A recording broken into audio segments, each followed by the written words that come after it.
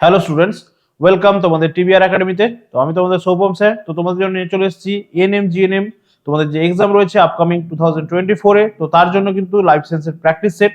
তো অলরেডি কিন্তু আমরা অনেকগুলো সেট এখানে কিন্তু ডিসকাস করছি, দেখতেই পাচ্ছ তোমরা। কিন্তু আজকে আমরা সেট নাম্বার 12 নিয়ে কিন্তু এখানে ডিসকাস করছি। তো এর আগে কিন্তু অলরেডি আমরা 11টা সেট কিন্তু ডিসকাস করে ফেলেছি। তো সেখানে কিন্তু তোমাদের আপকামিং যে এক্সাম রয়েছে এএনএম জিএনএম এর আমরা ইম্পর্টেন্ট কোয়েশ্চেনগুলো নিয়ে সেখানে ডিসকাস করেছি। তো অবশ্যই কিন্তু যারা আগের ক্লাসগুলো দেখোনি, অবশ্যই তোমরা সেই ক্লাসগুলো দেখবে এবং তার সঙ্গে সঙ্গে কিন্তু আজকের ক্লাসটা তোমরা কেয়ারফুলি পড়তে থাকো। এখানে কিন্তু ইম্পর্টেন্ট কোয়েশ্চেনগুলো যেগুলো তোমাদের কিন্তু পরীক্ষার জন্য খুবই ইম্পর্টেন্ট, যে চ্যাপ্টারগুলো সেরকম কিছু চ্যাপ্টার থেকে কিন্তু কোয়েশ্চেনগুলো রয়েছে, ভালো করে কিন্তু তোমরা দেখতে থাকো এবং তোমরা কিন্তু ক্লাসটা করতে থাকো। তার সঙ্গে সঙ্গে ক্লাসটা ভালো লাগলে অবশ্যই করে জানাবে এবং বন্ধুদের মধ্যে কিন্তু শেয়ার করবে এবং তোমরা জানাবে যে নেক্সট ক্লাস তোমরা কোন চ্যাপ্টারের উপরে বা কোন টপিকের উপর করতে চাইছো। তো চলো আজকে আমরা ক্লাসটা স্টার্ট করব। তো দেখে নেই আমাদের ফার্স্ট কোয়েশ্চেন কি রয়েছে।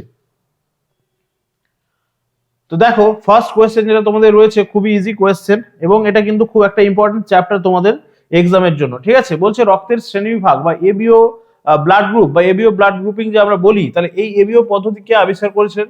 তাহলে তোমরা জানো যে ব্লাড সার্কুলেশনের যে চ্যাপ্টারটা রয়েছে, সেই ব্লাড সার্কুলেশনের চ্যাপ্টারটা কিন্তু তোমাদের জন্য খুব ইম্পর্টেন্ট। তাহলে এখান থেকে কিন্তু প্রচুর কোয়েশ্চেন রয়েছে। তো সেগুলো নিয়ে আমরা কিন্তু ধীরে ধীরে আলোচনা করব। এখানে যে কোয়েশ্চেনটা রয়েছে, দেখো এবিও ব্লাড গ্রুপ পদ্ধতি কে আবিষ্কার করেছিলেন? তাহলে অপশনগুলো যদি দেখো রয়েছে জেনার, হার্ভে, ল্যান্ডস্টেইনার এবং উইনার। তাহলে রাইট অ্যান্সারটা কি হয়ে যাবে? এটা কিন্তু আশা করি সবাই জানো যে এর রাইট অ্যান্সারটা হয়ে যাচ্ছে অপশন সি, ল্যান্ডস্টেইনার। যে কার্ল ল্যান্ডস্টেইনার আমরা বলছি, তিনি কিন্তু এই এবিও ব্লাড গ্রুপ যে পদ্ধতি মানুষের, সেটা কিন্তু তিনি আবিষ্কার করেছিলেন। তাহলে আমরা জানি যে মানুষের ব্লাড গ্রুপগুলো যেগুলো রয়েছে, আমরা জানি এ রয়েছে, বি রয়েছে, এবি রয়েছে এবং আর আমাদের ও কিন্তু রয়েছে ব্লাড গ্রুপগুলো। তাহলে এইগুলোকে সবগুলো নিয়ে কিন্তু আমরা বলছি এবিও ব্লাড গ্রুপ। তাহলে এটা কিন্তু আবিষ্কার করেছিলেন আমাদের কার্ল ল্যান্ডস্টেইনার। বাকি যাদের নাম আমরা দেখতে পাচ্ছি তারাও কিন্তু কোনো না কোনো আবিষ্কারের সঙ্গে যুক্ত, আমরা একটু জেনে নেওয়ার চেষ্টা করব। তাহলে আমরা জানি যে এডওয়ার্ড জেনার বা বিজ্ঞানী জেনার কি আবিষ্কার করেছিলেন? তিনি প্রথম টিকা আবিষ্কার করেছিলেন। ঠিক আছে, গুটি বসন্ত বা স্মল পক্স, তার কিন্তু টিকাটা তিনি আবিষ্কার করেছিলেন কি থেকে? না, গো বসন্ত বা কাউ পক্স থেকে তিনি কিন্তু গুটি বসন্ত বা স্মল পক্সের টিকা আবিষ্কার করেছিলেন বিজ্ঞানী এডওয়ার্ড জেনার, এবং এটাই ছিল কিন্তু প্রথম টিকা বা প্রথম ভ্যাকসিন। ঠিক আছে, নেক্সট যেটা রয়েছে দেখো আমাদের হার্ভে। তাহলে হার্ভে কিসের জন্য বিখ্যাত? হার্ভে আমরা জানি উইলিয়াম হার্ভে তিনি কি করেছিলেন? আমাদের যে হিউম্যান বডিতে যে ব্লাড সার্কুলেশন সিস্টেম রয়েছে, ঠিক আছে, আমরা জানি যে পুরো হিউম্যান বডিতে কিন্তু আমাদের ব্লাড সার্কুলেট হচ্ছে প্রতিনিয়ত। তাহলে সেই যে ব্লাড সার্কুলেশন সিস্টেমটা কিন্তু আবিষ্কার করেছেন আমাদের উইলিয়াম হার্ভে। ঠিক আছে, নেক্সট কি রয়েছে দেখো উইনার, ঠিক আছে, বা ওয়াইনার যাই বলতে পারো। তাহলে ওয়াইনার কি করেছিলেন? আমাদের এই যে দেখছো আমরা এবিও ব্লাড গ্রুপ, এর সঙ্গে সঙ্গে কিন্তু আমরা আরেকটা জিনিস দেখতে পাই, যেটা হচ্ছে কিন্তু আমরা এ পজিটিভ বা এ নেগেটিভ, ঠিক আছে, এ পজিটিভ বা এ নেগেটিভ, বি পজিটিভ বা বি নেগেটিভ এবং এবি পজিটিভ এবি নেগেটিভ, এই ধরনের কিন্তু আমরা ব্যাপারগুলো দেখতে পাই। ঠিক আছে, ব্লাড গ্রুপিং এর ক্ষেত্রে। তো এটার কারণটা কি আমরা নিশ্চয়ই জানি। এর কারণ হচ্ছে কি না, এখানে কিন্তু আরএইচ ফ্যাক্টরের উপস্থিতির জন্য, ঠিক আছে, আরএইচ ফ্যাক্টরের উপস্থিতি বা অনুপস্থিতির উপর নির্ভর করে কিন্তু আমরা এগুলোকে করছি। আরএইচ ফ্যাক্টর উপস্থিত থাকলে সেক্ষেত্রে আমরা বলছি এটাকে পজিটিভ, আর আরএইচ ফ্যাক্টর যদি অনুপস্থিত থাকে সেক্ষেত্রে আমরা সেটাকে বলছি নেগেটিভ। তাহলে এই যে আরএইচ ফ্যাক্টর, ঠিক আছে, আরএইচ ফ্যাক্টরটা কিন্তু কে আবিষ্কার করেছিলেন? আরএইচ ফ্যাক্টর আবিষ্কার করেছিলেন কিন্তু ওয়েনার। ঠিক আছে, তাহলে ওয়েনারের নামটাও কিন্তু সঙ্গে সঙ্গে মনে রাখতে হবে, কার্ল ল্যান্ডস্টেইনারের সঙ্গে ওয়েনারের নামটাও মনে রাখতে হবে। এই আরএইচ ফ্যাক্টর আবিষ্কারের জন্য কিন্তু এরা দায়ী ছিলেন। ঠিক আছে, আমরা জানি রিসার্চ নামক একটা মাঙ্কি ছিল, তাহলে সেই রিসার্চ মাঙ্কির থেকে কিন্তু এই আরএইচ ফ্যাক্টরটা আবিষ্কৃত হয়েছিল। ঠিক আছে, চলো নেক্সট কোয়েশ্চেনে তাহলে আমরা চলে যাচ্ছি। তাহলে এবিও ব্লাড গ্রুপিং যদি আমরা দেখে নেই, এখানে ল্যান্ডস্টেইনার হয়ে যাচ্ছে আমাদের অ্যান্সার। নেক্সট কোয়েশ্চেন কি রয়েছে আমরা দেখে নেব। নেক্সট কোয়েশ্চেন কি রয়েছে আমাদের কাছে, দেখো তারপরে কোয়েশ্চেনটাও কিন্তু আমাদের ব্লাড গ্রুপ থেকে দেওয়া রয়েছে। কি বলছে? কোন বিভাগের রক্তে কোনো প্রকার অ্যান্টিবডি থাকে না? কোন বিভাগের রক্তে কোনো প্রকার অ্যান্টিবডি থাকছে না? ভালো করে খেয়াল করতে হবে, এখানে অ্যান্টিবডির কথা বলেছে। ঠিক আছে, অ্যান্টিবডি থাকছে না বলেছে, অ্যান্টিবডি থাকছে না, তার মানে কোন প্রকারের রক্তে হয়ে যাচ্ছে? আমরা জানি যে এবি, ঠিক আছে, এবি যে ব্লাড গ্রুপটা রয়েছে, এই এবি ব্লাড গ্রুপে কিন্তু কোনো রকম কোনো অ্যান্টিবডি থাকছে না। ঠিক আছে, অন্যদিকে আমরা যদি দেখে নেই যে ও ব্লাড গ্রুপ, ঠিক আছে, ও ব্লাড গ্রুপ, এখানে কিন্তু কি থাকছে না? অ্যান্টিজেন। ঠিক আছে, অ্যান্টিজেন গুলো কিন্তু এখানে অ্যাবসেন্ট থাকছে, অ্যান্টিজেন গুলো কিন্তু অ্যাবসেন্ট থাকছে। তাহলে অ্যান্টিবডি অ্যাবসেন্ট বললে আমরা বলবো AB blood group, antibody absent বললে আমরা বলবো এবি ব্লাড গ্রুপ। আর যদি বলে আমাদের অ্যান্টিজেন কোথায় অ্যাবসেন্ট বা কোনো প্রকার অ্যান্টিজেন থাকছে না কোন ব্লাড গ্রুপের মধ্যে, আমরা বলবো ও ব্লাড গ্রুপ। ঠিক আছে, ও ব্লাড গ্রুপে কোন রকম কোনো অ্যান্টিজেন থাকছে না, সেই জন্যই কিন্তু ও ব্লাড গ্রুপকে বলা হচ্ছে যে ইউনিভার্সাল ডোনার, সার্বজনীন দাতা বলা হচ্ছে। ঠিক আছে, ইউনিভার্সাল ডোনার। আর এখানে কোনো অ্যান্টিবডি থাকছে না বলেই কিন্তু এই এবি কে বলা হচ্ছে কি, একে কিন্তু ইউনিভার্সাল রিসিভার, বা এ কিন্তু সবার কাছ থেকে, সার্বজনীন গ্রহীতা, সবার কাছ থেকে কিন্তু রক্ত নিতে পারছে। ঠিক আছে, এখানটায় আরেকটা জিনিস মনে রাখবে, আমাদের যে এবিও ব্লাড গ্রুপ আমরা এখনই বললাম যে এবিও ব্লাড গ্রুপ, এইটা হচ্ছে কিন্তু কিসের উদাহরণ, এবিও ব্লাড গ্রুপটা কিন্তু সহ প্রকটতার একটা উদাহরণ। ঠিক আছে, কোডমিনেন্সের কিন্তু একটা এটা আমাদের এক্সাম্পল মনে রাখতে হবে।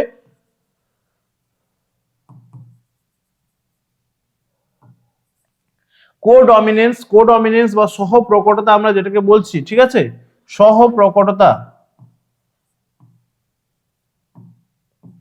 তার কিন্তু উদাহরণ হয়ে যাচ্ছে আমাদের এই এবিও ব্লাড গ্রুপ। আর আমরা জানি যে অসম্পূর্ণ প্রকটতার উদাহরণ আমরা জানি, সেখানে সন্ধ্যা মালতীর কথা আমরা বলছি বা 4 o'clock প্ল্যান্টের কথা বলছি। তাহলে এই ধরনের কিন্তু আমরা যখন একটা কোয়েশ্চেন নিয়ে আলোচনা করছি, তার কিন্তু আশেপাশে যে কোয়েশ্চেন গুলো হতে পারে বা পাশাপাশি যে কোয়েশ্চেন গুলো কিন্তু আসতে পারে, সেগুলো নিয়ে কিন্তু আমরা একটু ডিসকাশন করে নেব। তাতে কি হবে, তোমাদের কিন্তু রিভাইজটাও হয়ে যাবে। ঠিক আছে, চলো নেক্সট কোয়েশ্চেন তাহলে আমরা দেখে নেব। নেক্সট কোয়েশ্চেন কি রয়েছে আমাদের কাছে, নেক্সট কোয়েশ্চেন চলে যাচ্ছে কোয়েশ্চেন নাম্বার 3। বলছে মানব শরীরে পেশির সংখ্যা কত। তাহলে আমরা জানি মানব শরীরে কিন্তু লোকোমোশনের জন্য বা আমাদের কিন্তু কি হচ্ছে, আমাদের চলন গমন যেগুলো আমরা করছি তার জন্য কিন্তু পেশিগুলো কিন্তু দায়ী। পেশিগুলো যদি আমাদের না থাকতো তাহলে কিন্তু আমরা চলন গমন করতে পারতাম না, বা আমাদের কিন্তু হাত পা যে চলছে তার জন্য কিন্তু পেশিগুলো কিন্তু কাজ করছে। তাহলে সেক্ষেত্রে পেশিগুলো বা মাসলগুলো কিন্তু খুব ইম্পর্টেন্ট একটা রোল প্লে করছে।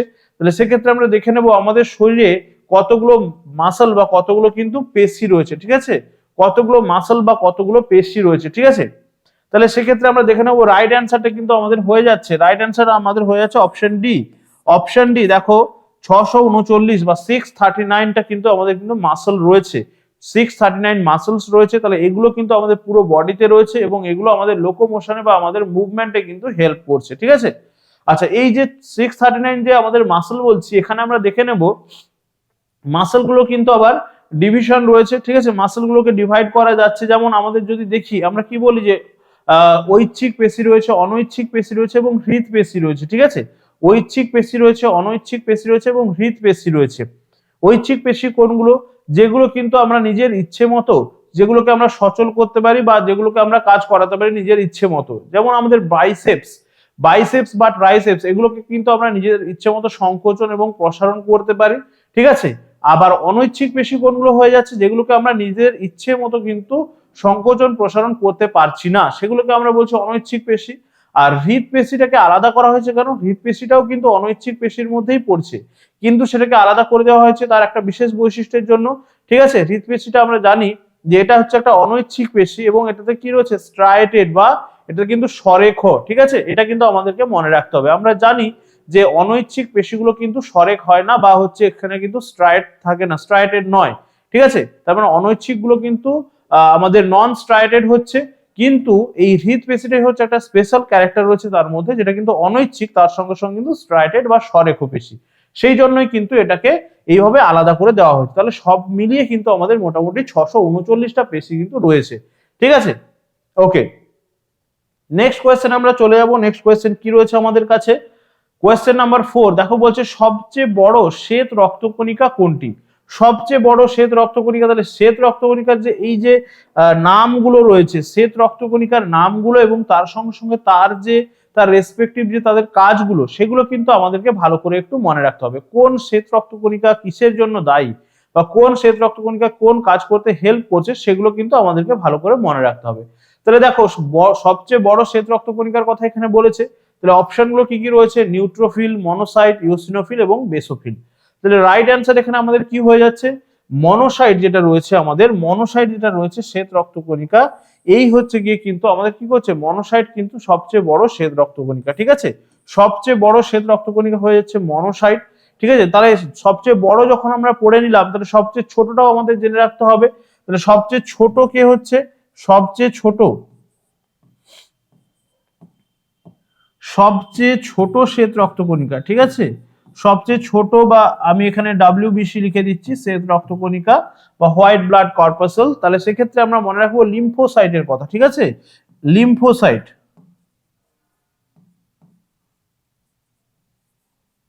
ঠিক আছে, লিম্ফোসাইটের কথা মনে রাখবো, সবচেয়ে ছোট শ্বেত রক্তকণিকা, ঠিক আছে, বড়টা আমরা পড়লাম মনোসাইট, আর সবচেয়ে ছোটটা কিন্তু মনে রাখবো আমরা কিসের জন্য, তার নামটা কি হয়ে যাচ্ছে না লিম্ফোসাইট, লিম্ফোসাইট হচ্ছে সবচেয়ে ছোট। এইবারে আরেকটা কোয়েশ্চেন আছে এখান থেকে তোমাদের, যে শ্বেত রক্তকণিকাদের মধ্যে কে কিন্তু অ্যালার্জি প্রতিরোধ করছে, ঠিক আছে, অ্যালার্জি প্রতিরোধ করছে কে, তাহলে অ্যালার্জি প্রতিরোধ করছে হচ্ছে কি না বেসোফিল, বেসোফিল হচ্ছে অ্যালার্জিক যে রিঅ্যাকশন গুলো হচ্ছে সেই অ্যালার্জি প্রতিরোধে কিন্তু আমাদেরকে সাহায্য করছে বেসোফিল, ঠিক আছে। আর একটা কোয়েশ্চেন কিন্তু এখান থেকে তোমাদের করতে পারে, যেটা হচ্ছে কি না আমাদের শরীরের মধ্যে কোন শ্বেত রক্তকণিকা বা কোন কোষের মধ্যে অ্যামিবয়েড চলন দেখা যায়, ঠিক আছে, অ্যামিবয়েড চলন দেখা যায়, তার মানে কি অ্যামিবয়েড চলন বা অ্যামিবয়েড গমনটা কি, এখানে আমরা যদি দেখি যে অ্যামিবা হচ্ছে কি তার ক্ষণপদের সাহায্যে, ঠিক আছে, সে চলতে পারছে বা মুভমেন্ট করছে, ঠিক আছে, ক্ষণপদের সাহায্যে চলতে পারছে বা মুভমেন্ট করতে পারছে, এরকম একটা রক্তকণিকা বা এরকম একটা কোষ কি হয়ে যাচ্ছে আমাদের শ্বেত রক্তকণিকা। তাহলে আমরা যদি বলি যে অ্যামিবয়েড মুভমেন্ট বা অ্যামিবয়েড চলন দেখা যাচ্ছে কোথায়, শ্বেত রক্তকণিকা, তাহলে WBC আমরা যদি দেখি, WBC shows অ্যামিবয়েড, ঠিক আছে,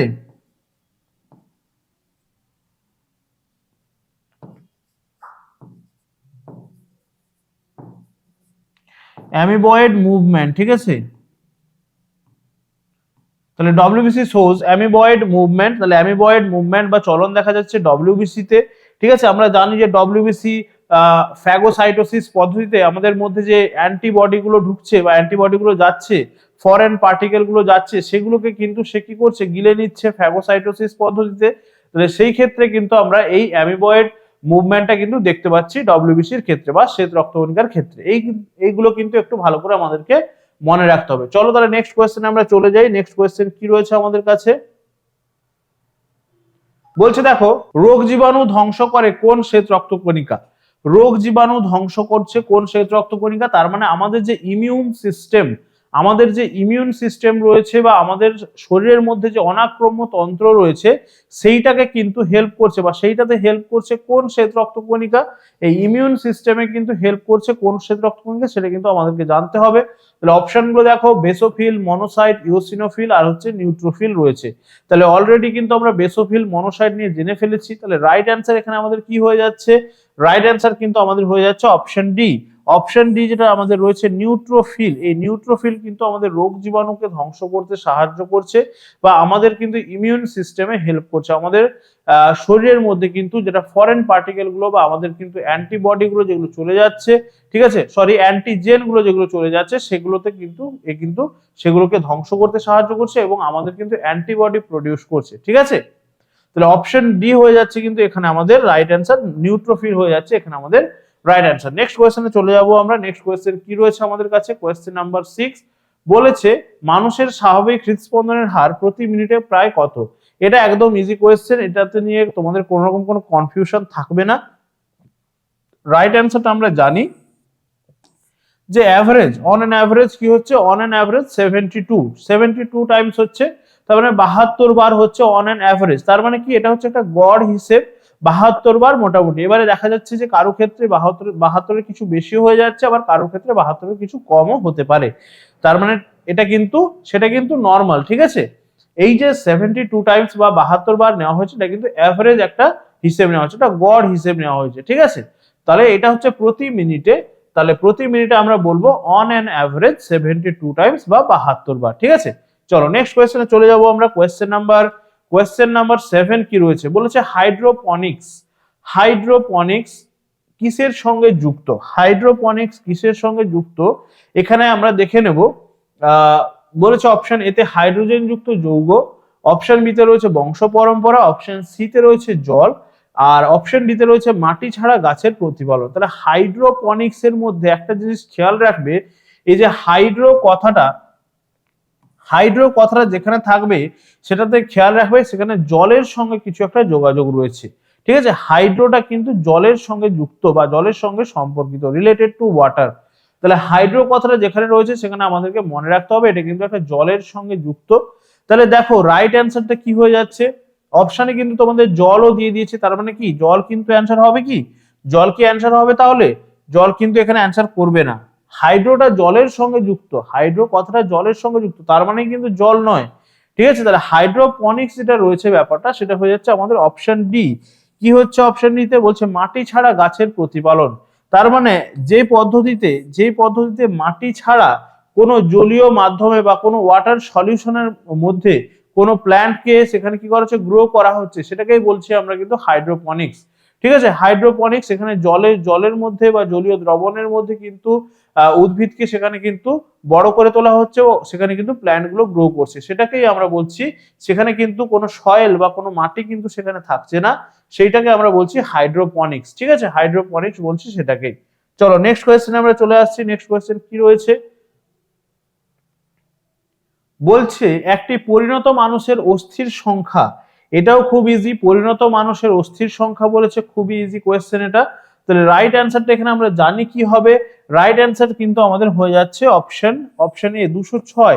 206টা মোট আমাদের কিন্তু অস্থি রয়েছে বা 206টা কিন্তু আমাদের হাড় রয়েছে। ঠিক আছে, যেটা কিন্তু আমাদের এই বডির পুরো স্ট্রাকচার বা বডির কাঠামোটা কিন্তু গঠন করে ফেলেছে। ঠিক আছে, এই 206টা কিন্তু আমাদের হাড়। তার মধ্যে আমরা যদি বলি সবচেয়ে বেশি কোথায় রয়েছে, সবচেয়ে বেশি হাড় রয়েছে কিন্তু আমাদের এই যে আমরা দেখছি এই হাতের মধ্যে কিন্তু সবচেয়ে বেশি হাড় রয়েছে। একটা হাতেই কিন্তু আমাদের 30টা কিন্তু আমাদের রয়েছে বোনস। ঠিক আছে, 30 বোনস কিন্তু আমাদের রয়েছে আমাদের হাতেই। তাহলে একটা হাতেই রয়েছে 30, দুটো হাতে কিন্তু এরকম করে তোমরা হিসেব করে নিতে পারো। তাহলে সবচেয়ে বেশি যদি বলা হয় তাহলে কিন্তু আমাদের হ্যান্ড বলবো বা আমরা কিন্তু হাত বলবো। এবং সেক্ষেত্রে আমরা কিন্তু একটু এখানে মনে রাখবো, যেহেতু আমাদের এখানে বোন বা অস্থির কথা চলে আসছে, হাড়ের কথা চলে আসছে, আমরা মনে রাখবো যে আমাদের সবচেয়ে বড় হাড় বা আমাদের শরীরের মধ্যে সবচেয়ে বড় হাড় কে রয়েছে, সবচেয়ে বড় হাড়ের নাম হচ্ছে, ঠিক আছে, ফিমার হচ্ছে সবচেয়ে বড়। ফিমার হচ্ছে সবচেয়ে বড়। ঠিক আছে, সবচেয়ে বড় হচ্ছে ফিমার, আর সবচেয়ে ছোট আমরা জানি সবচেয়ে ছোট হচ্ছে গিয়ে আমাদের স্টেপিস। ঠিক আছে, সবচেয়ে ছোট হচ্ছে স্টেপিস। তাহলে ফিমারের অবস্থানটা কোথায়? ফিমার হচ্ছে সবচেয়ে বড় হাড়, তাহলে ফিমারের অবস্থান আমরা জানি যে আমাদের উরু। ঠিক আছে, তাহলে উরুতে যে বোনটা রয়েছে বা আমাদের থাইতে যে বোনটা রয়েছে সেটাই হচ্ছে গিয়ে ফিমার, তাহলে সেটাই হচ্ছে সবচেয়ে বড় হাড়। এবং সবচেয়ে ছোট যেটা আমরা বললাম যে স্টেপিস, সেটা কোথায় রয়েছে? আমাদের কিন্তু কানে রয়েছে। ঠিক আছে, সবচেয়ে ছোট হাড়। এবং তার সঙ্গেই কিন্তু রিলেটেড হয়ে যাচ্ছে আমাদের সবচেয়ে ছোট পেশির কথা বা সবচেয়ে ছোট যদি আমরা মাসলের কথা বলি, এই যে স্টেপিস বললাম, স্টেপিস হচ্ছে সবচেয়ে ছোট হাড়, তাহলে সবচেয়ে ছোট পেশি হয়ে যাচ্ছে আমাদের কি? স্টেপিডিয়াস। ঠিক আছে, স্টেপিডিয়াসটা হচ্ছে সবচেয়ে ছোট পেশি আমাদের। এবং সবচেয়ে বড় হাড় যেখানে রয়েছে তার সঙ্গে কিন্তু সবচেয়ে বড় আমাদের কিন্তু কি রয়েছে না, সবচেয়ে বড় পেশিটাও রয়েছে, সেটা কি না, গ্লুটিয়াস ম্যাক্সিমাস। আমাদের যে হিপ যেটা রয়েছে তার যে মাসলটা, ঠিক আছে, হিপ মাসল বলবো আমরা সেটাকে, গ্লুটিয়াস ম্যাক্সিমাস, সেটা কিন্তু আমাদের সবচেয়ে বড় আমাদের পেশি। ঠিক আছে, তাহলে এই জিনিসগুলো একটু ভালো করে মনে রাখতে হবে কোথায় কিটা রয়েছে, এবং তার সঙ্গে সঙ্গে একটুখানি আমরা নামগুলো মনে রাখার চেষ্টা করব। চলো নেক্সট কোয়েশ্চেনে আমরা চলে যাব। নেক্সট কোয়েশ্চেনে চলে আসছি কোথায়, কোয়েশ্চেন নাম্বার 9 রয়েছে আমাদের। বলছে সূর্য শিশির উদ্ভিদের পাতায় রোগ পতঙ্গের সংস্পর্শে আসা মাত্র পতঙ্গের দিকে বেঁকে যায়, এটি এক প্রকারের, এটা কি ধরনের চলন? আমরা পড়েছিলাম যে সূর্য শিশির বা কলসপত্রী এই সমস্ত উদ্ভিদরা কি হচ্ছে না, এরা হচ্ছে পতঙ্গভুক উদ্ভিদ। তার মানে পতঙ্গ বা হচ্ছে প্রোটিনের যারা যদি উৎস তারা খুঁজে পায়, সেক্ষেত্রে কিন্তু তারা সেই দিকে তাদের কিন্তু লোকোমোশনটা বা তাদের কিন্তু চলনটা হচ্ছে সেই দিকে ঘটছে। তাহলে এই ধরনের যে চলন এটাকে আমরা কি বলবো, বা এই ধরনের চলনের নামটা আমরা কি বলবো? দেখো অপশনগুলো রয়েছে ট্যাকটিক চলন, ন্যাস্টিক চলন, কেমোন্যাস্টিক চলন, নাকি ফটোন্যাস্টিক চলন। ঠিক আছে, আচ্ছা ফটোন্যাস্টিক হবে, এখানে একটু ম্যাস্টিক হয়ে গেছে, এইটা একটু তোমরা কারেকশন করে নেবে। ঠিক আছে, ন্যাস্টিক। তাহলে রাইট অ্যান্সারটা এখানে কি হয়ে যাচ্ছে দেখো, এই যে প্রোটিন, এটা কি, এটা একটা কেমিক্যাল কম্পাউন্ড বা এটা একটা রাসায়নিক পদার্থ। আমরা যদি দেখি তাহলে সেক্ষেত্রে আমরা দেখে নেব এই যে এখানে কি হয়ে যাচ্ছে না, এটা হয়ে যাচ্ছে আমাদের অপশন সি, কেমোন্যাস্টিক। ঠিক আছে, প্রোটিনের উৎস পেলেই তারা কিন্তু সেদিকে গমনটা ঘটছে। তাহলে এক্ষেত্রে আমরা দেখে নেবো যে কেমোন্যাস্টিক চলন কিন্তু এখানে ঘটছে। ঠিক আছে, ফটোন্যাস্টিক যদি আমরা বলি সেক্ষেত্রে আলোক উৎসের দিকে হচ্ছে আমাদের এখানে চলনটা ঘটছে। যেমন আমরা যদি বলি এখানে এক্সাম্পল কি হয়ে যাবে, এক্সাম্পল আমরা বলবো যে সানফ্লাওয়ার, ঠিক আছে, সানফ্লাওয়ার বা সূর্যমুখী যে ফুলটা রয়েছে সেটা কি হচ্ছে না, সূর্যের আলো ফোটার সঙ্গে সঙ্গে কিন্তু সেটা ফুটছে ফুলটা, এবং তার সঙ্গে সঙ্গে সূর্যটা যখন অস্ত চলে যাচ্ছে সেই ফুলের পাপড়িগুলো কিন্তু আবার বন্ধ হয়ে যাচ্ছে। তাহলে ফুলের প্রভাব আলোর প্রভাবে যখন এই ধরনের চলনটা দেখা যাচ্ছে সেটাকে কিন্তু আমরা বলছি ফটোন্যাস্টিক। ওকে, চলো নেক্সট কোয়েশ্চেন আমরা চলে আসবো। নেক্সট কোয়েশ্চেন কি রয়েছে আমাদের এখানে, কোয়েশ্চেন নাম্বার 10। কোয়েশ্চেন নাম্বার 10 কি রয়েছে দেখো, বলছে সুন্দরী গাছের শ্বাসমূল অক্সিজেন শোষণের জন্য মাটির উপরে উঠে আসে, এটি এক প্রকারের। তাহলে সুন্দরী গাছের শ্বাসমূল আমরা সাধারণত জানি যে গাছের মূলগুলো কোন দিকে যাচ্ছে, গাছের মূল সাধারণত মাটির নিচে বা অভিকর্ষের দিকে কিন্তু যাচ্ছে, ঠিক আছে, অভিকর্ষের দিকে বা মাটির নিচে কিন্তু গাছের মূলগুলো যাচ্ছে, এবং গাছের যেটা কাণ্ড বা বিটপ অংশ সেটা কিন্তু অভিকর্ষের বিপরীত দিকে এবং উপরের দিকে যাচ্ছে। কিন্তু এক্ষেত্রে একটা ব্যতিক্রম কি আমরা দেখতে পাচ্ছি, যেহেতু ম্যানগ্রোভ উদ্ভিদগুলো লবণাক্ত মাটিতে জন্মাচ্ছে, ঠিক আছে, ম্যানগ্রোভ বা হচ্ছে সুন্দরী গরান এই সমস্ত গাছগুলো কি হচ্ছে না তোমার লবণাক্ত মাটিতে জন্মাচ্ছে, সেই জন্য কি হচ্ছে এদের কিন্তু অক্সিজেনের অভাব কিন্তু ঘটছে মাটির মধ্যে। তো তারা কি করছে, অক্সিজেনটা সাফিসিয়েন্ট পাওয়ার জন্য, পর্যাপ্ত পরিমাণে অক্সিজেন পাওয়ার জন্য তারা তাদের মূলগুলোকে মাটির উপরের দিকে বা অভিকর্ষের বিপরীত দিকে, ঠিক আছে, তারা কি করছে তাদের মূলগুলোকে মাটির উপরের দিকে কিন্তু এইভাবে তুলে দিচ্ছে, ঠিক আছে, মাটির উপরের দিকে তাদের মূলগুলো কিন্তু এইভাবে উঠে আসছে। তাহলে এই ধরনের যে এইটাকে আমরা বলছি শ্বাসমূল, শ্বাসমূল বা নিউম্যাটোফোর, ঠিক আছে। তাহলে শ্বাসমূল বা নিউম্যাটোফোর বলছি, তাহলে রাইট অ্যান্সারটা এখানে আমরা দেখে নেবো এটা কি ধরনের। তাহলে এটা যখন মাটির নিচের দিকে তাদের মূলটা যাচ্ছে এটাকে আমরা বলছি কি, এটাকে বলছি আমরা পজিটিভ পজিটিভ জিওট্রপিক চলন বা পজিটিভ জিওট্রপিক, পজিটিভ জিওট্রপিক, ঠিক আছে, পজিটিভ জিওট্রপিক আমরা বলছি মুভমেন্ট। তার সঙ্গে সঙ্গে যখনই তার উল্টো দিকে যাচ্ছে তাহলে অভিকর্ষের বিপরীত দিকে যখন চলে যাচ্ছে সেটাকে আমরা বলছি নেগেটিভ, ঠিক আছে, নেগেটিভ জিওট্রপিক, ঠিক আছে। তাহলে নেগেটিভ জিওট্রপিক, তাহলে পজিটিভ জিওট্রপিক দেখা যাচ্ছে কোথায়, সাধারণত উদ্ভিদের মূলে, আর নেগেটিভ দেখা যাচ্ছে তাহলে কোথায়, এইখানটা আমরা দেখছি সুন্দরী। তাহলে নেগেটিভ মানেই হচ্ছে কি প্রতিকূল অভিকর্ষবর্তী, জিওট্রপিক মানে হচ্ছে অভিকর্ষবর্তী, হলে প্রতিকূল অভিকর্ষবর্তী চলন। প্রতিকূল মানে যেটা হচ্ছে উল্টো দিকে ঘটছে সেটাই হচ্ছে প্রতিকূল, ঠিক আছে। অনুকূল মানে যেটা আমার সঙ্গে যাচ্ছে বা যেটা সেই নিয়ম মেনে হচ্ছে সেটাই হচ্ছে অনুকূল, ঠিক আছে। তাহলে অনুকূল অভিকর্ষবর্তী হচ্ছে পজিটিভ, আর প্রতিকূল বললে আমরা বলবো নেগেটিভ, যেটা দেখা যাচ্ছে কিন্তু সুন্দরী গাছের শ্বাসমূলে, ঠিক আছে। চলো নেক্সট কোয়েশ্চেন আমরা চলে আসবো। নেক্সট কোয়েশ্চেন কি রয়েছে, কোয়েশ্চেন নাম্বার 11 বলছে যে গ্রন্থি থেকে পটকায় গ্যাস উৎপন্ন হয় সেটি হলো, আমরা জানি যে মাছের পটকা যেটা রয়েছে, মাছের পটকার সাহায্যে মাছ কি করছে না নিজের প্লবতাটাকে ধরে রাখছে, ঠিক আছে, নিজের প্লবতাটাকে ধরে রাখছে, এবং সেক্ষেত্রে সে কিন্তু জলের উপরে বা জলের নিচে এইভাবে কিন্তু সে যেতে পারছে। তাহলে সেক্ষেত্রে আমরা দেখে নেব এই যে পটকার মধ্যে যে গ্যাসটা উৎপন্ন হচ্ছে সেটাকে সে বা সেটা কোথা থেকে উৎপন্ন হচ্ছে, অপশনগুলো দেখে নাও। বলছে রেড গ্রন্থি, গ্রিন গ্রন্থি, রেটিয়া মিরাবিলিয়া, নাকি অক্সিনটিক গ্ল্যান্ড বা অক্সিনটিক গ্রন্থি। তাহলে রাইট অ্যান্সারটা কি হয়ে যাচ্ছে, আমরা জানি অপশন এ, রেড গ্রন্থি থেকেই কিন্তু এই গ্যাসটা উৎপন্ন হচ্ছে, ঠিক আছে, রেড গ্রন্থি থেকেই গ্যাসটা উৎপন্ন হচ্ছে, এবং মাছ কিন্তু সেই ক্ষেত্রে নিজের প্লবতাটাকে সেইভাবে কিন্তু কন্ট্রোল করতে পারছে। আচ্ছা, এবারে আমরা দেখব এই যে গ্রিন গ্ল্যান্ড রয়েছে, গ্রিন গ্ল্যান্ডটা কিসের সঙ্গে অ্যাসোসিয়েটেড, গ্রিন গ্ল্যান্ডটা কিসের সঙ্গে অ্যাসোসিয়েটেড বা কিসের সঙ্গে যুক্ত গ্রিন গ্ল্যান্ডটা, আমরা দেখবো এই গ্রিন গ্ল্যান্ড বা যেটাকে আমরা সবুজ গ্রন্থি বলছি, ঠিক আছে, সবুজ গ্রন্থি বলছি, এইটা হচ্ছে চিংড়ি জাতীয় যে প্রাণীগুলো রয়েছে বা চিংড়ি মাছ আমরা যেটাকে বলছি, ঠিক আছে, চিংড়ি জাতীয় যে প্রাণীগুলো রয়েছে তাদের কিন্তু রেচন অঙ্গ হিসেবে কাজ করছে, ঠিক আছে, তাদের কিন্তু রেচন অঙ্গ হিসেবে কাজ করছে, রেচন অঙ্গ হিসেবে কিন্তু এটা কাজ করছে গ্রিন গ্ল্যান্ড বা সবুজ গ্রন্থিগুলো, ঠিক আছে। অ্যামোনিয়া যুক্ত রেচন পদার্থগুলো তারা কিন্তু এই গ্রিন গ্ল্যান্ডের মাধ্যমে তাদের কিন্তু শরীর থেকে তারা বের করে দিতে পারছে, ঠিক আছে।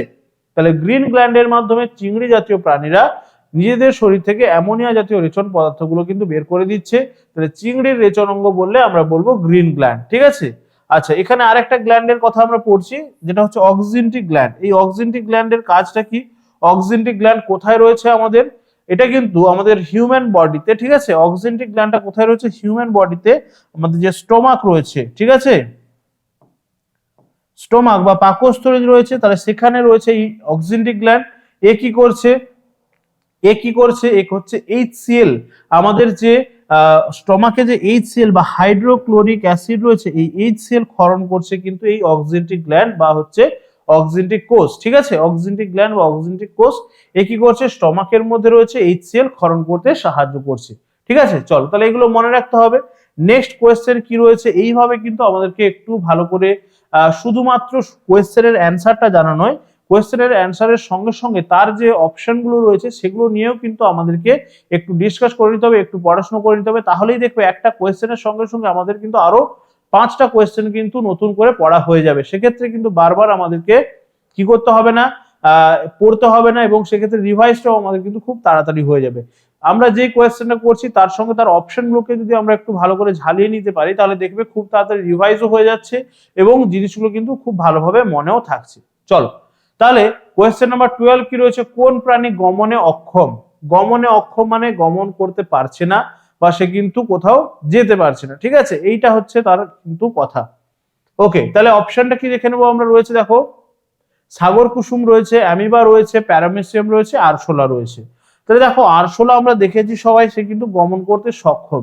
প্যারামেসিয়ামের কিন্তু গমন অঙ্গ আমরা জানি কি রয়েছে? সিলিয়া রয়েছে, তাহলে সে গমন করতে পারছে। অ্যামিবা আমরা জানি যে ক্ষণপদ, ঠিক আছে, ক্ষণপদের সাহায্যে কিন্তু অ্যামিবা গমন করতে পারছে। তাহলে বাকি কে থেকে গেল? অপশন এ সাগর কুসুম। সাগর কুসুম কিন্তু গমনে অক্ষম বা সাগর কুসুম কিন্তু চলাফেরা করতে পারছে না। আমরা কিন্তু এইখান থেকে আরেকটা কোয়েশ্চেন পড়েছিলাম, যেটা হচ্ছে যে মিউচুয়ালিজম রয়েছে বা মিথজীবিতা রয়েছে, সেক্ষেত্রে কিন্তু আমরা এর একটা এক্সাম্পল পড়েছিলাম যে সি অ্যানিমন আর হচ্ছে হারমিট ক্র্যাব, এদের মধ্যে কিন্তু একটা মিউচুয়াল রিলেশন রয়েছে সি অ্যানিমন এবং হারমিট ক্র্যাবের মধ্যে। তাহলে এই সি অ্যানিমন হচ্ছে সাগর কুসুম, যে কিনা হারমিট ক্র্যাব বা সন্ন্যাসী কাঁকড়ার উপরে বসে থেকে বিভিন্ন জায়গাতে চলাফেরা করে, ঠিক আছে। তাহলে সি অ্যানিমন হচ্ছে গমনে অক্ষম, সে কিন্তু চলাফেরা করতে পারে না। সে কি করে না, আমাদের সন্ন্যাসী কাঁকড়ার সাহায্য নেয় বা হারমিট ক্র্যাবের সাহায্য নিয়ে সে কিন্তু চলাফেরা করতে পারছে, ঠিক আছে। আচ্ছা, এছাড়াও কিন্তু আমরা পড়েছি সেখানে যে গোবক এবং গরুর মধ্যে একটা রিলেশন রয়েছে। তাহলে এক্ষেত্রে কি হচ্ছে না, দুজনেই কিন্তু দুজনকে উপকার করছে এবং দুজনেই কিন্তু সেখানে হেল্প করছে এবং দুজনেই কিন্তু উপকৃত হচ্ছে, ঠিক আছে। চলো, নেক্সট কোয়েশ্চেন কি রয়েছে আমরা দেখে নেব। নেক্সট কোয়েশ্চেন নাম্বার 13 বলছে কোন প্রাণীটির গমন অঙ্গ সিলিয়া? এখনই আমরা কিন্তু এটা নিয়ে ডিসকাস করলাম। বলেছে অ্যামিবা রয়েছে, কেঁচো রয়েছে, প্যারামোসিয়াম রয়েছে, আরশোলা রয়েছে। তাহলে আমরা জানি এখানে কিন্তু অপশন সি হয়ে যাচ্ছে রাইট অ্যান্সার। অপশন সি প্যারামোসিয়াম হয়ে যাচ্ছে এখানে রাইট অ্যান্সার। প্যারামোসিয়ামের গমন অঙ্গ হচ্ছে সিলিয়া, প্যারামোসিয়ামের গমন অঙ্গ হচ্ছে সিলিয়া, ঠিক আছে। চলো, নেক্সট কোয়েশ্চেন কি রয়েছে? কোয়েশ্চেন নাম্বার 14 আজকের সেটের আমাদের সেকেন্ড লাস্ট কোয়েশ্চেন কি রয়েছে? কোন বিজ্ঞানী বাস্তুতন্ত্রের সংজ্ঞা দিয়েছেন? কোন বিজ্ঞানী বাস্তুতন্ত্রের সংজ্ঞা দিয়েছেন? অপশনগুলো ভালো করে দেখো। বলছে ট্যান্সলে রয়েছে, ল্যামার্ক রয়েছে, ওডাম রয়েছে, হার্বার্ট রয়েছে, ঠিক আছে। তাহলে ট্যান্সলে, ল্যামার্ক, ওডাম, হার্বার্ট। তাহলে রাইট অ্যান্সার কি হয়ে যাচ্ছে? বাস্তুতন্ত্র আমরা জানি ইকোসিস্টেম, ঠিক আছে। ইকোসিস্টেমের সংজ্ঞা যখন বলেছে তখন আমরা একদম ইজি এটা আমরা জানি। এখানে কিন্তু অপশন এ হয়ে যাচ্ছে রাইট অ্যান্সার। তাহলে ইকোসিস্টেম বা বাস্তুতন্ত্র বলে আমরা বলছি এজি ট্যান্সলের কথা, ঠিক আছে, এজি ট্যান্সলের কথা। কিন্তু এটা যদি আমাদেরকে বলে কি না, আমাদের যদি বলে যে ইকোসিস্টেমের জায়গায় বাস্তুতন্ত্রের যদি বলে আমাদের ইকোলজি, তখন আমরা কি বলবো? ইকোলজি, ঠিক আছে। বা বাস্তুবিদ্যা যদি আমাদের বলে, ইকোলজির কথা বললে আমরা বলবো হেকেলের কথা, ঠিক আছে। ইকোলজির কথা বললে আমরা মনে রাখবো ইকোলজি, ঠিক আছে।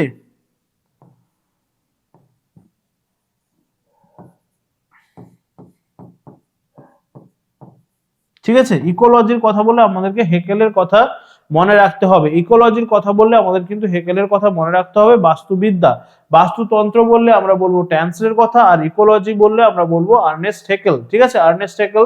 আর ল্যামার্ক তো আমরা জানি ল্যামার্ক হচ্ছে কিসের সঙ্গে যুক্ত, ল্যামার্ক হচ্ছে আমাদের বিবর্তনবাদের সঙ্গে যুক্ত, সেখানে আমরা ল্যামার্কের মতবাদ পড়েছি। ঠিক আছে, চল নেক্সট কোয়েশ্চেন কি রয়েছে আমরা দেখে নেব। নেক্সট কোয়েশ্চেন কি রয়েছে, question number 15, last but not list, আমাদের আজকে সেটের লাস্ট কোয়েশ্চেন কি রয়েছে দেখো, বলছে যে সমস্ত প্রাণী জলের তলদেশে বসবাস করে, তাহলে জলের তলদেশে বসবাসকারী প্রাণী বা যে সমস্ত প্রাণী জলের তলদেশে বসবাস করছে তাদেরকে আমরা কি বলবো, অপশনগুলো দেখো, বলছে বেনথস, প্ল্যাঙ্কটন, নেকটন আর ফ্লোরা বলেছে। ঠিক আছে, আচ্ছা এটা নেকটন হবে, ঠিক আছে, নেট অন হয়ে গেছে, নেট অন নয় নেকটন হবে। ঠিক আছে, তাহলে নেকটন, প্ল্যাঙ্কটন রয়েছে, বেনথস রয়েছে আর হচ্ছে ফ্লোরা রয়েছে। তাহলে রাইট অ্যান্সারটা কি হয়ে যাচ্ছে, জলের তলদেশে বসবাস করছে মানে বেনথস হয়ে যাবে। ঠিক আছে, জলের তলদেশে বসবাস করছে হচ্ছে বেনথস। বেনথস কাদেরকে বলা হচ্ছে, যারা জলের তলদেশে বসবাস করছে। আচ্ছা প্লাঙ্কটন আমরা জানি, প্লাঙ্কটন মানে হচ্ছে আণুবীক্ষণিক যেসব জীবগুলো রয়েছে, যারা হচ্ছে ফাইটোপ্লাঙ্কটন এবং জু প্লাঙ্কটন বলছি আমরা। ফাইটোপ্লাঙ্কটন মানে কি, আণুবীক্ষণিক উদ্ভিদ, আর জু প্লাঙ্কটন মানে হচ্ছে আণুবীক্ষণিক প্রাণী বা কীট পতঙ্গগুলোর কথা বলছি। নেকটন হচ্ছে কি, যারা জলের উপরে ভেসে বেড়াচ্ছে বা সাঁতার কাটছে তাদেরকে আমরা বলছি নেকটন। জলের উপরে উপরিতলে ভেসে বেড়াচ্ছে বা সাঁতার কাটছে তাদেরকে আমরা বলছি নেকটন। ঠিক আছে, আর ফ্লোরা হচ্ছে কি, ফ্লোরা হচ্ছে কোনো একটা বিশেষ অঞ্চলের উদ্ভিদ প্রজাতিকে আমরা বলছি ফ্লোরা। কোনো একটি বিশেষ অঞ্চলের উদ্ভিদ প্রজাতিকে আমরা বলছি ফ্লোরা। ঠিক আছে, উল্টো দিকে কোনো একটা বিশেষ অঞ্চলের প্রাণী প্রজাতিকে আমরা কি বলবো, প্রাণী প্রজাতিকে আমরা বলবো ফনা। ঠিক আছে, ফ্লোরা অ্যান্ড ফনা মনে রাখতে হবে। ফ্লোরা হচ্ছে কোনো একটি অঞ্চলের উদ্ভিদ প্রজাতি আর ফনা হচ্ছে প্রাণী প্রজাতি। ঠিক আছে, চলো তাহলে এই 15টা ছিল আজকের সেট। তাহলে আজকের সেট কিন্তু এখানে আমাদের কমপ্লিট হচ্ছে। এখানে তোমাদের অ্যান্সার কিটা দেওয়া রয়েছে, তোমরা দেখতেই পাচ্ছ। এখান থেকে কিন্তু তোমরা সমস্ত অ্যান্সার গুলো পেয়ে যাবে এবং নিজেরা কিন্তু প্র্যাকটিস করতে পারবে। তো নেক্সট ক্লাসে তোমাদের সঙ্গে দেখা হচ্ছে, অবশ্যই করে সবাই কিন্তু ক্লাসটা করতে থাকবে এবং কোয়েশ্চেন গুলো কিন্তু খুব ভালোভাবে তোমরা কিন্তু পড়াশোনা করবে। এবং যেইভাবে কিন্তু আমরা তোমাদের সঙ্গে ডিসকাশন করে দিচ্ছি, প্রত্যেকটা কিন্তু কোয়েশ্চেনের সঙ্গে সঙ্গে তার কিন্তু যে অপশনস গুলো রয়েছে সেগুলো কিন্তু তোমাদেরকে ভালো করে একটু কনসিডার করে নিতে হবে, সেগুলো একটু ভালো করে তোমাদেরকে রিভাইজ করতে হবে, যাতে কিনা তোমরা খুব তাড়াতাড়ি বেশি করে কোয়েশ্চেন কিন্তু রিভাইজ করে নিতে পারো। এবং বাকি যে ক্লাসগুলো, যেগুলো আগের ক্লাসগুলো যারা যারা দেখোনি এখনো পর্যন্ত, অবশ্যই করে আগের ক্লাসগুলো তোমরা দেখো। এবং সেখান থেকে তোমাদের কোনো রকম কোনো প্রবলেম থাকলে তোমরা জানো আমাদের কিন্তু হোয়াটসঅ্যাপ চ্যানেল রয়েছে, হোয়াটসঅ্যাপ গ্রুপ রয়েছে, তার সঙ্গে সঙ্গে কিন্তু টেলিগ্রাম চ্যানেল রয়েছে, সেখানে কিন্তু তোমরা আমাদেরকে ফলো করে রাখতে পারো। এবং তার সঙ্গে সঙ্গে এই যে ক্লাসগুলোর ফ্রি পিডিএফস গুলো পাওয়ার জন্য কিন্তু আমাদের হোয়াটসঅ্যাপ গ্রুপে তোমাদেরকে জয়েন করতে হবে। লিংক গুলো কিন্তু তোমরা ডেসক্রিপশন বক্সে পেয়ে যাবে, সেখানে গিয়ে কিন্তু তোমরা জয়েন করবে। এবং কোনো রকম কোনো প্রবলেম হলে কিন্তু সেখানে আমরা রয়েছি, তোমরা কিন্তু আমাদের সঙ্গে ডাইরেক্টলি কিন্তু একদম কমিউনিকেট করতে পারবে। তো চলো আজকে এই পর্যন্তই, নেক্সট ক্লাসে দেখা হচ্ছে। সবাই ভালো থাকবে, পড়াশোনা করতে থাকবে। Tata, thank you.